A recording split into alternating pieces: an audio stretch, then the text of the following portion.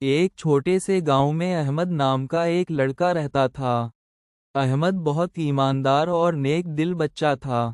ایک دن وہ بازار جا رہا تھا تاکہ گھر کے لیے کچھ چیزیں خرید سکے۔ راستے میں اسے زمین پر ایک پرس پڑا ہوا ملا۔ احمد نے اسے اٹھایا تو دیکھا کہ اس میں بہت سارے پیسے اور کچھ اہم کاغذات بھی تھے۔ احمد کچھ دیر سوچنے لگا۔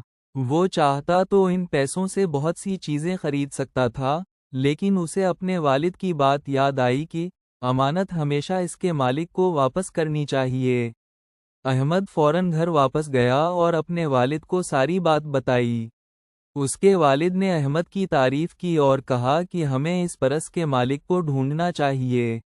وہ دونوں بازار گئے اور لوگوں سے پوچھنے لگے۔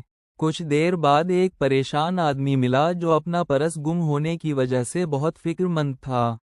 احمد نے فوراً وہ پرس اس کے حوالے کر دیا۔ پرس دیکھتے ہی اس آدمی کے چہرے پر خوشی آ گئی۔ اس نے احمد کا شکریہ ادا کیا اور کہا، بیٹا، تم نے میری بہت بڑی مشکل آسان کر دی۔ اللہ تمہیں ہمیشہ کامیاب کرے۔ احمد کے والد بہت خوش ہوئے اور بولے، بیٹا، یہی سچائی اور امانت داری ایک اچھے مسلمان کی پہچان ہے۔